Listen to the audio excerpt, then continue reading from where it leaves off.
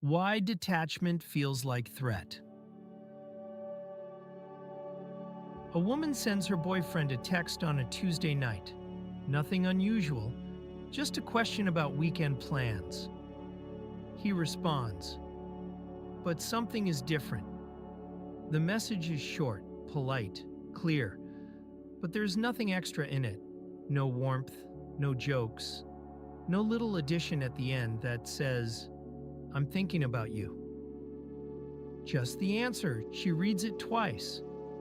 Then a third time. She starts composing a response, deletes it, starts again. She feels something tighten in her chest, but she couldn't tell you exactly why. Nothing bad was said. Nothing was wrong with the message. If she showed it to a friend, the friend would say, that seems fine. But it doesn't feel fine. What she's picking up on isn't what he said. It's what he didn't say. It's the absence of something that used to be there. A layer of attention, a texture of care, a quality of engagement that told her she mattered in a specific way. And now it's gone. Or at least, it's not in this message. She doesn't think he's having a busy day. She doesn't think he's probably just tired. What she feels, before she can even put words to it, is something closer to danger.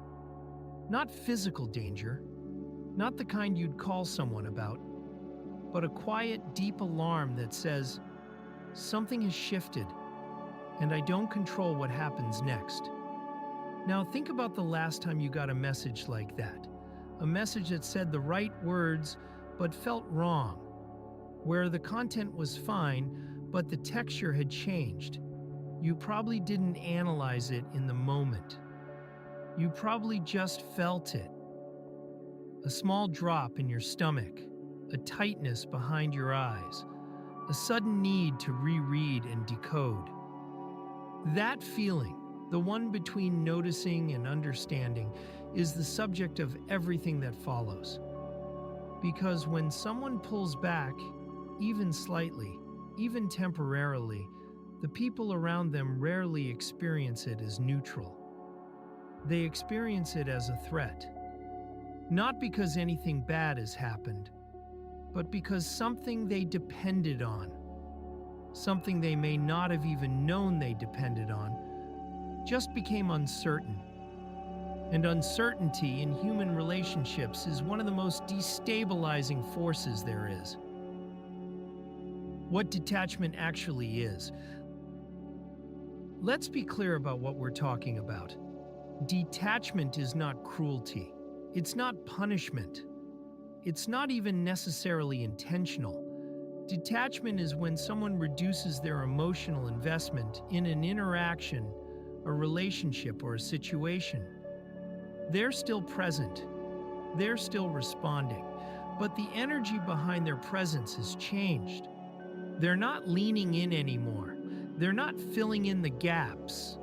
They're not doing the invisible work of making the other person feel seen, important, or secure. You can hear it in the things that disappear. The good morning texts that stop coming. The follow-up questions that used to come naturally. The laughter that used to arrive easily. The checking in after a hard day. The small gestures that said, I notice you, I'm here. None of it was announced. So none of it is announced when it leaves. Sometimes people detach because they're tired. Sometimes because they've been hurt. Sometimes because they've simply decided to stop carrying something that was never theirs to carry. Sometimes they don't even know they're doing it. The body pulls back before the mind catches up. But regardless of why it happens, the effect on the people around them is almost always the same. It feels wrong. It feels dangerous. It feels like something is being taken away. And here's the part most people miss. The threat they feel isn't about what the detached person is doing. It's about what the detached person is no longer doing. The threat lives in the absence. That distinction matters because it explains why detachment is so difficult to talk about, so hard to confront, and so often misread as something it's not. You can point to a harsh word. You can reference a cruel action. But how do you point to something that isn't there? How do you say, the problem is what you stopped doing, when neither of you had words for what they were doing in the first place? How the dynamic forms. To understand why detachment feels like threat, you have to understand what was happening before the detachment started. In most relationships, romantic, professional, familial, social, people settle into patterns of emotional exchange. One person gives a certain kind of attention. The other person receives it. Over time, that attention becomes expected, not demanded, not negotiated, just assumed. These patterns form quietly. Nobody sits down and says, I'll be the one who initiates. I'll be the one who checks in. I'll be the one who makes sure we're okay. It just happens. One person starts doing it, the other person lets them, and within weeks it becomes the invisible foundation of the relationship. Think about a friendship where one person always checks in, every few days a text. How are you doing? How'd that thing go? Just thinking about you. The other person doesn't ask for this. They don't even necessarily notice how consistent it is, but they come to rely on it. It becomes part of the background of their emotional life. A quiet signal that says, someone is paying attention to me. Now imagine the checking in stops. No fight, no explanation, no announcement. It just stops. The person on the receiving end will notice. Not right away. But within a week or two, something will feel off. They'll feel a gap they can't quite name. And when they finally trace it back to the missing texts, they won't think, my friend must be going through something. They'll think, did I do something wrong? That response, did I do something wrong, is the first sign that the dynamic has formed. Because it reveals something important. The person has built part of their emotional stability on someone else's behavior, and now that behavior has changed without their input or consent. This is how it works everywhere. At work, a manager who always gives encouragement suddenly becomes neutral. Just facts, just tasks. No praise, no warmth, no recognition. The employee used to leave their one-on-ones feeling confident. Now they leave feeling uncertain. They start replaying the conversation in their head, looking for what they missed. They don't think, my manager is stressed. They think, am I about to get fired? Notice what happened. Nothing negative was communicated. The manager didn't criticize, didn't express disappointment, just became neutral. And that neutrality, after a period of warmth, felt like a demotion. In a marriage, one partner stops initiating physical affection. No coldness, no rejection, just nothing. They don't pull away when touched, but they also don't reach out. The other partner doesn't think, they must be dealing with something. They think, they don't want me anymore. And they start monitoring every interaction for evidence. A stiff hug, a distracted kiss, a moment when their partner looked at their phone instead of making eye contact. In a family, a parent who always called every Sunday stops calling. The adult child doesn't think, mom's probably busy. They think, what did I do? They call their sibling. Have you talked to mom? Is she okay? Is she mad about something? The sibling says, she seemed fine when I talked to her. And now the adult child feels something worse. The idea that the withdrawal might be aimed specifically at them. In every case, the same thing is happening. Someone who was providing a steady stream of emotional input has reduced that input, and the person who was receiving it doesn't experience the reduction as a change in behavior. They experience it as a change in safety. That's the core of the dynamic. Detachment doesn't just remove attention, it removes a sense of security that the other person didn't realize was being externally supplied. Why it registers as danger. There's something happening beneath the surface when detachment occurs, something that explains why the response is so disproportionate to the event. When someone pulls back, the person on the receiving end doesn't just lose attention, they lose predictability.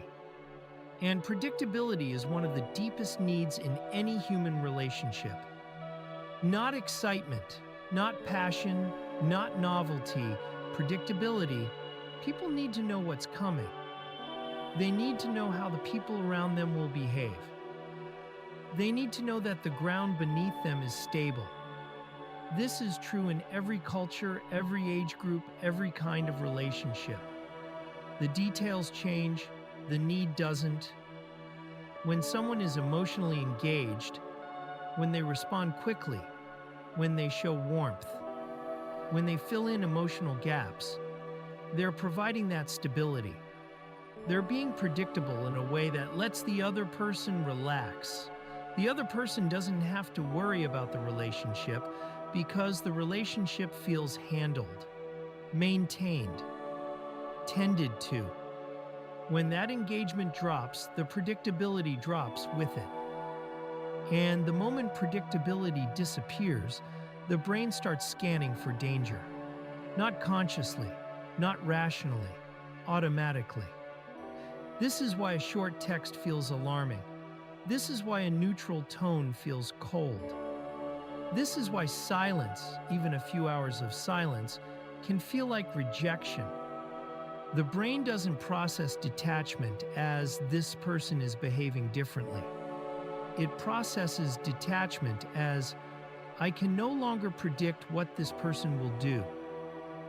And that unpredictability triggers the same internal response as a physical threat. Not the same intensity, but the same category. The body tightens, attention narrows, thinking becomes less flexible. The person starts scanning for evidence, any evidence, that confirms or denies the danger. They reread messages. They analyze tone. They replay conversations. They watch for micro-expressions in the next interaction. They become hypervigilant, not because anything bad has happened, but because they can no longer be sure that nothing bad will happen. You can see this in how people behave in the hours after they notice the shift. They can't focus. They pick up their phone every few minutes. They rehearse conversations in their head. They draft messages they don't send. A coworker asks them a question, and they have to ask them to repeat it because they weren't really listening. Their body is present. Their mind is running surveillance on a relationship that suddenly feels unsteady. This is not weakness. This is not insecurity in the way people usually mean that word. This is the nervous system doing exactly what it was designed to do: respond to a change in the environment that could affect well-being. The problem is the nervous system doesn't make fine distinctions. It doesn't separate a shifting relationship from a shifting physical landscape. It just knows something changed. And change, until proven safe, is treated as threat. A man who has been dating someone for 6 months notices she didn't text him after his job interview, something she's done reliably for every important event. He knows rationally that there could be 100 reasons. Her phone died. She got pulled into something at work. She simply forgot. But his body doesn't process the rational explanation first. His body processes the break in the pattern first. And for the next 3 hours, everything else in his day is filtered through that small absence. He's not thinking about work. He's not thinking about dinner. He's thinking about a text that didn't arrive. How it changes communication? Once someone starts experiencing detachment as threat, their communication changes. Not because they've decided to communicate differently, but because the threat response rewires how they process information and choose their words. Here's what it looks like. The over-explanation. A colleague notices that their manager has become more distant. Meetings are shorter. Feedback is minimal. So the next time they send a project update, they don't just send a summary. They send 3 paragraphs. They explain their reasoning. They preemptively address possible concerns. They add a note at the end. Let me know if you'd like me to adjust anything. They're not just updating their manager. They're performing competence. They're trying to close the gap that the detachment opened by proving through effort and thoroughness that they're still worth paying attention to. The manager reads the email and thinks, why is this so long? They don't connect the length of the email to their own withdrawal. They just see it as excessive. And that small judgment, this person is doing too much, adds another layer of distance. The test message. A friend who hasn't heard from someone in a while sends a text that's designed to require a response. Not, hey, how are you? That's too easy to ignore. Instead, something specific. Did you ever hear back about that thing? Or, I saw something that reminded me of you. It looks casual. It's not. It's a probe. A way of checking whether the connection is still there without having to ask directly. The unspoken question behind every word is, are we still okay? And here's the painful part. If the response comes back warm, the relief is enormous. But if the response comes back short or late, it confirms the very thing they were afraid of. And now they have to decide, do I send another message? Do I wait? How long is too long to wait before it means something? This is the math that people do when they feel threatened by detachment. It's exhausting, and it's invisible to the person who pulled back. The preemptive withdrawal. A wife notices her husband has been emotionally distant for a couple of weeks. Rather than asking about it, she pulls back too. She stops initiating conversation. She becomes quieter at dinner. She goes to bed earlier. She stops suggesting things they could do together on the weekend. She's not punishing him. She's protecting herself. If he's pulling away, she wants to make sure she's not standing in the open when the full withdrawal comes. So she creates distance first. That way, if it ends, she can tell herself she saw it coming. She can tell herself she wasn't caught off guard. But from his perspective, her withdrawal looks like confirmation. She's distant now, too. So whatever was happening, his tiredness, his stress, his need for space, now has a new layer. The relationship itself has become strained, and both people are contributing to the strain while believing the other person started it. The confrontation that sounds like an accusation. Eventually, someone in the dynamic says something, but it doesn't come out as a question. It comes out as a charge. You've been really distant lately. You never call anymore.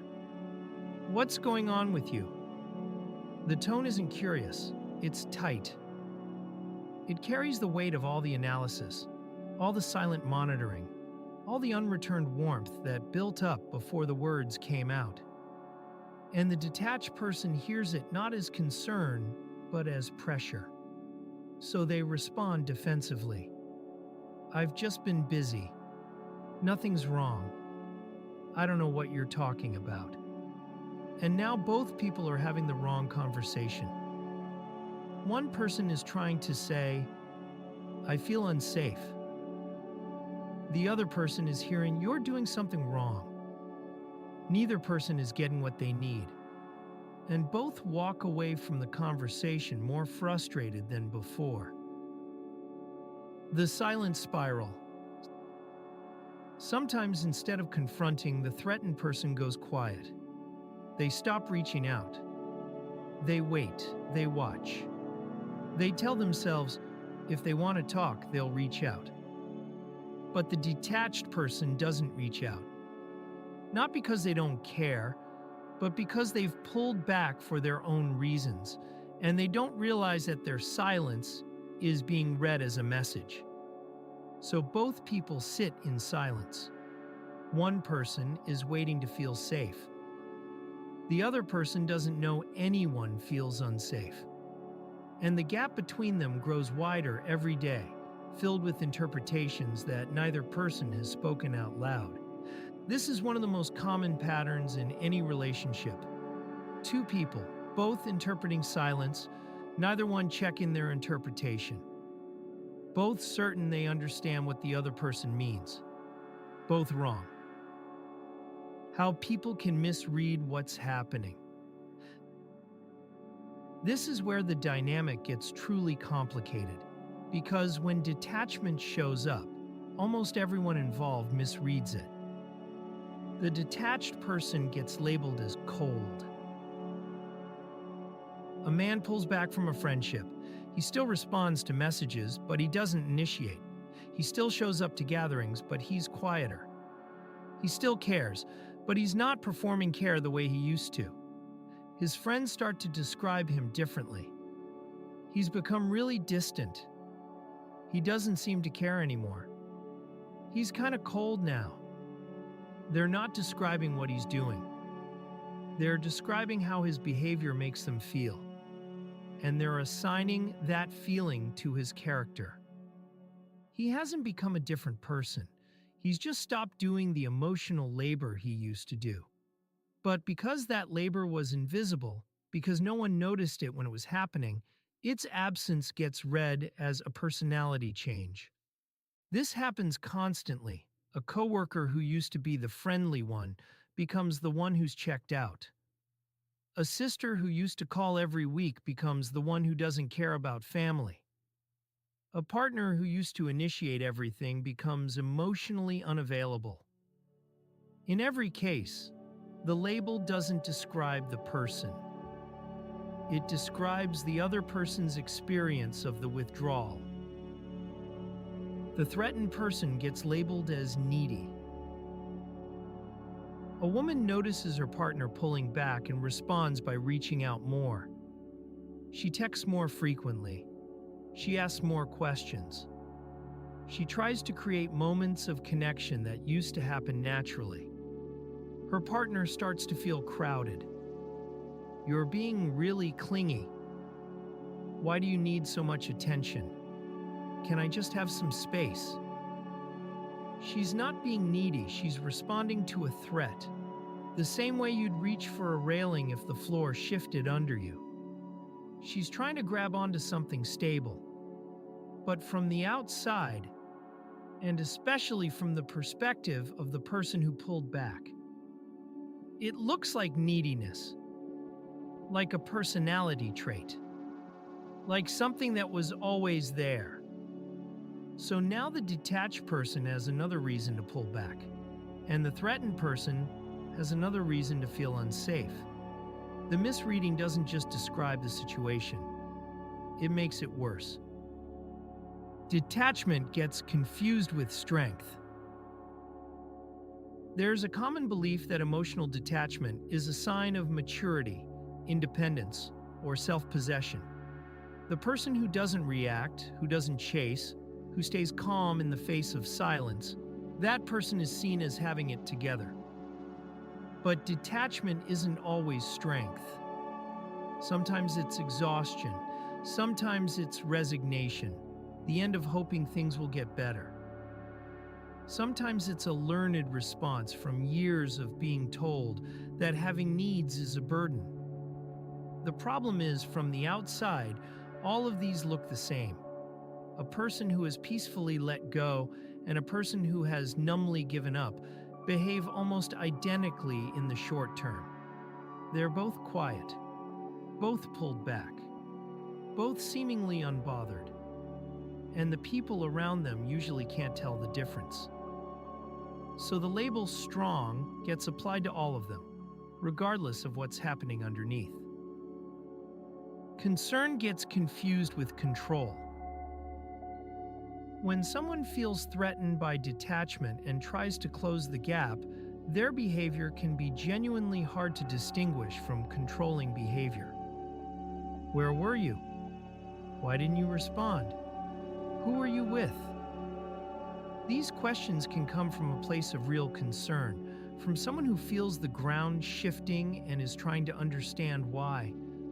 But they sound like surveillance. They sound like someone trying to manage another person's freedom. And the detached person, already pulling away, now has evidence that pulling away was the right call. See? This is why I need space. This is one of the cruelest features of the dynamic. The behavior that comes from feeling threatened looks, to the other person, like the very thing that justified pulling away. And the behavior that comes from pulling away looks, to the other person, like the very thing that justified feeling threatened. Both people are acting from real feelings. And both people are misreading the other person's actions. This is how good relationships can break apart without either person doing anything deliberately harmful. How the pattern sustains itself. Once the detachment threat cycle is in motion, it tends to feed itself, not because anyone wants it to, but because each person's natural response to the situation makes the situation worse for the other person. Here's how the loop works. Step 1, someone pulls back. Maybe for a good reason, maybe for no reason at all. They reduce their emotional output. They become less available, less warm, less present. Step 2, the other person notices. Not the behavior, the feeling. Something feels different. Something feels wrong. They start paying more attention, not less. They're watching now. Step 3, the threatened person responds. They reach out more. They ask questions. They try to close the gap. Or they pull back themselves, creating a counter-withdrawal. Either way, their behavior changes in response to the other person's change. Step 4, the detached person feels pressure. Whether the response is pursuit or withdrawal, the detached person now feels the weight of the other person's reaction. If pursued, they feel crowded. If met with counter-withdrawal, they feel tension. Either way, the emotional environment has changed and it's heavier now. Step 5, the detached person pulls back further. Not to be cruel, but because the dynamic has now become something they want distance from. The interaction itself has become heavy, so they reduce their engagement even more. Step 6, the threatened person escalates. More texts, more analysis, more silence, more confrontation. The feeling of threat has grown, the gap has widened, the need to resolve it has become urgent. And now both people are trapped in a loop neither one created on purpose. The person who pulled back can't come closer without feeling overwhelmed. The person who felt threatened can't relax without getting reassurance that isn't coming. This cycle can last days, weeks, months, sometimes years. In marriages, it becomes the permanent architecture of the relationship. One person is always slightly withdrawn. The other person is always slightly on edge. They've stopped talking about it. They've stopped noticing it. But it shapes every conversation, every evening, every silence between them. Friends see them and think the relationship is stable. They don't see the low-grade tension that hums beneath every interaction. At work, it shows up as quiet disengagement. A manager becomes distant. An employee becomes anxious. The anxiety makes the employee's work suffer. They second-guess decisions, overwork small tasks, or hesitate to ask questions they used to ask freely. The diminished work gives the manager another reason to stay distant, and neither one sees the loop they're in. Consider what this looks like from the outside. The employee starts showing up early, staying late, sending emails at odd hours. To anyone watching, it looks like dedication. But it's not, it's vigilance. They're trying to produce enough visible effort to earn back the attention that disappeared. And the manager, who may have pulled back for reasons that have nothing to do with this employee, now sees someone who seems anxious and overworked, which makes them even less likely to engage casually, because the dynamic feels heavy now. In friendships, it shows up as a slow fade. One person pulls back, the other person waits. Both people tell themselves the same story. If they wanted to talk, they'd reach out. And so no one reaches out. And the friendship doesn't end with a fight. It ends with nothing. A quiet erasure that both people feel, but neither one names. Months later, one of them will tell someone, "We just drifted apart." But that's not what happened. What happened is that one person stopped caring, and the other person didn't know how to start. What detachment reveals about the structure? Here's something important that most people overlook. When someone detaches and the other person feels threatened, that reaction doesn't just reveal something about the feelings involved. It reveals the structure of the relationship.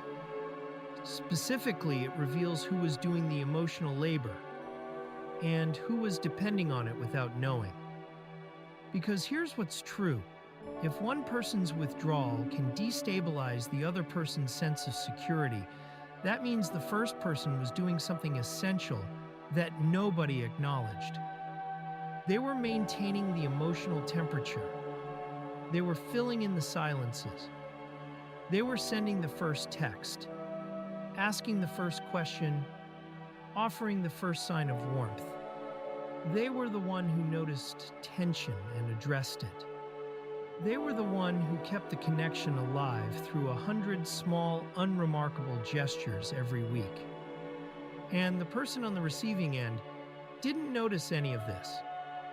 They just felt stable. They just felt connected. They assumed that the relationship was easy, that connection was natural, that both people were contributing equally. They weren't. One person was carrying the weight. The other was standing on the platform that weight created. This is why detachment often comes from the person who has been overextending, the person who has been carrying more than their share of the emotional weight. They're not pulling away because they stopped caring. They're pulling away because they got tired of caring for two people while only being cared for by one. And the person who feels threatened by their detachment. They're often the person who never had to do that work. Not because they're selfish, not because they're bad, but because someone else was always doing it for them. So when the detachment happens, they don't just feel the loss of attention. They feel the exposure of a gap they didn't know existed. A gap between what they thought they were providing in the relationship and what they were actually providing. That's a hard thing to face, and most people don't face it. Instead, they focus on getting the other person to come back. to re-engage, to return to the pattern that felt comfortable. Because it's much easier to fix someone else's behavior than to examine your own contribution to the dynamic. What the detached person experiences. There's a side of this that rarely gets discussed, what it feels like to be the person who pulled back. Because it's usually not comfortable, and it's usually not cold. Most people who detach don't feel powerful. They feel drained. They pulled back because they were running out. Not out of love, not out of care, out of energy, out of willingness to keep being the one who holds everything together while no one notices that they're the one holding it. And when the other person responds with anxiety, pursuit, accusation, or counter-withdrawal, the detached person often feels something they didn't expect. Guilt. Not guilt because they did something wrong. Guilt because they can see the other person suffering. They can see the anxiety. They can feel the weight of being someone else's source of stability. And they realize, I didn't ask for this role, but I've been filling it. And now that I've stepped out of it, the whole thing is shaking. That guilt can pull them back in. The other person's distress becomes too visible. And so they re-engage. They send the warm text. They make the effort. They return to the pattern. But nothing has changed. The structure is the same. One person carries. The other person receives. And the person who carries knows that in another few weeks or months, they'll be right back here. Exhausted, resentful, pulling away again. Other times, the realization pushes them further away. Because now they can see the full picture. They can see that the other person's attachment wasn't to them exactly. It was to what they were providing. The attention, the stability, the emotional maintenance. And that distinction between being valued for who you are and being valued for what you do is one of the most painful things a person can discover in a relationship. It changes how they hear every "I miss you." It changes how they interpret every "come back." Because now they're not sure whether the other person wants them or wants the service they were providing. That uncertainty doesn't make them cold. It makes them careful. And careful from the outside looks a lot like cold. There's a specific kind of loneliness that the detached person carries. It's the loneliness of being needed but not known, of being pursued but not understood. The other person is trying to pull them back, but they're trying to pull them back into the same role, the same pattern, the same arrangement where one person carries and the other person is carried. And what the detached person often can't say out loud, because it sounds ungrateful or dramatic or hurtful, is, I don't want to go back to that. I can't go back to that. I need something different, and I don't know if you can give it. So they stay quiet, and their silence gets read as cold, and the cycle continues. When detachment isn't a problem, it's information. There's a version of this story where the detachment is the healthiest thing happening in the room. When someone has been overextending, carrying emotional weight that should be shared, giving more than they receive, their detachment isn't dysfunction. It's correction. It's the system rebalancing. And the threat that the other person feels? That's not a sign that something bad is happening. It's a sign that something real is being revealed. The question isn't how to make the detachment stop. The question is what the detachment is showing you about the structure you've been living inside. If someone's withdrawal destabilizes you, That's worth sitting with. Not to judge yourself, but to understand where your stability was actually coming from, and whether that arrangement was fair, and whether it was sustainable. Because if your sense of security depends entirely on another person's emotional effort, that's not connection. That's a supply line. And supply lines break when the person running them runs out. The people who navigate this well are the ones who can feel the threat and not act on it immediately. Who can notice the alarm going off and ask, "What is this really about?" before reaching for the phone, composing the confrontational text, or pulling away in retaliation. They're the ones who can sit in the discomfort of not knowing. Not knowing why someone pulled back, not knowing what it means, not knowing what comes next, and tolerate that uncertainty long enough to see clearly. That's not easy. It's one of the hardest things a person can do in a relationship. But it's the only thing that actually breaks the cycle. Think about what that looks like in practice. A woman notices her partner is quieter than usual. She feels the pull, the urge to text, to ask, to investigate. Instead, she sits with it. She tells herself, "This might not be about me." She gives it a day, then another. And when she does bring it up, she doesn't say, "You've been distant." She says, "I've noticed things feel different this week. Is there something going on?" The difference is enormous. The first version puts the other person on trial. The second version opens a door. And the detached person is far more likely to walk through a door than to defend themselves in a courtroom. But this only works if the threatened person has done something difficult first. They've separated the feeling of threat from the assumption that they're under attack. They've felt the alarm and paused before treating it as truth. How this plays out at scale. This dynamic doesn't just live in close relationships, it shows up anywhere people depend on each other's engagement. In teams. When a key contributor becomes less engaged, the rest of the team feels it, not as reduced productivity, as reduced safety. Someone asks, "Is everything okay with Jordan?" Not because Jordan did something alarming, but because Jordan used to volunteer for extra work, used to stay late, used to be the first to offer help. And now they don't. That absence creates a tremor that everyone feels, but nobody names. And within days, the team dynamic shifts. People hedge their commitments. People watch leadership more closely. A single person's withdrawal ripples outward because the team's emotional stability was partly resting on that person's excess contribution.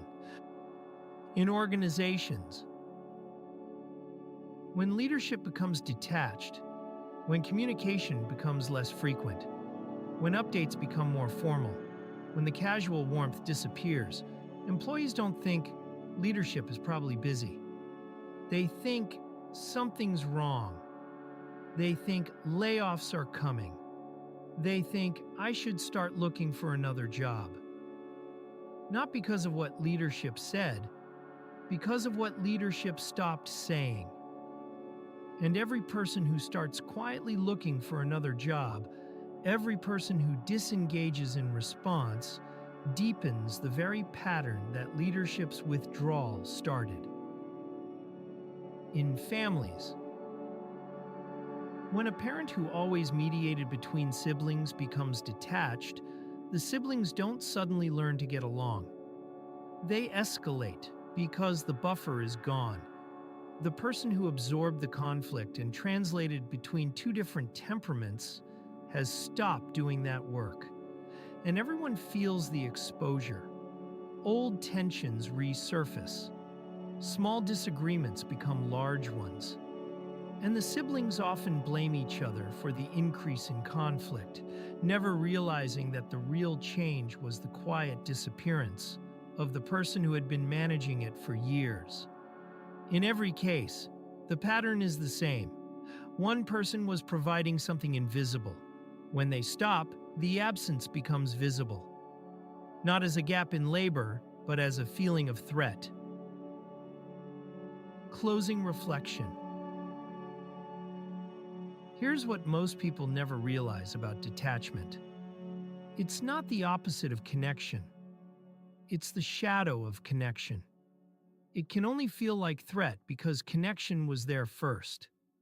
A stranger's silence doesn't bother you. A colleague you barely know doesn't destabilize you by being quiet. The threat of detachment only exists inside a relationship where someone's presence actually mattered. And that's the part that gets lost in the anxiety. The part that gets buried under the pursuit and the counter withdrawal and the late night analysis of what went wrong. The reason it hurts is because it mattered. But here's the thing about mattering. It's not supposed to be one person's job. It's not supposed to rest on one person's effort. When it does, the relationship becomes fragile in a specific way. Not because the people in it are weak, but because the whole structure depends on one person, never getting tired, one person never needing to pull back, one person maintaining the temperature forever, and everyone gets tired. So the next time you feel that shift, the short text, the missing warmth, the quiet where there used to be noise, before you analyze it, before you react to it, before you make it mean something about your worth or your future, ask yourself a different question. Not, why are they pulling away? But what were they carrying that I didn't see? Because the answer to that question won't just explain their detachment. It will explain the entire shape of the relationship you've been standing inside. The invisible labor, the unspoken agreements, the weight that one person bore so the other person could feel light. And once you can see the shape, you can finally decide whether you want to rebuild it differently. Not by pulling harder, not by chasing, not by matching their withdrawal with your own, but by picking up what you should have been carrying all along. That might mean initiating when you've always waited, checking in when you've always been checked on, noticing when the other person is tired instead of waiting for them to tell you, offering the warmth you used to only receive. It's small work, but it's the work that was missing. And it's the only work that makes the structure strong enough to hold both people. That's not a comfortable realization, but it's the only one that actually changes anything.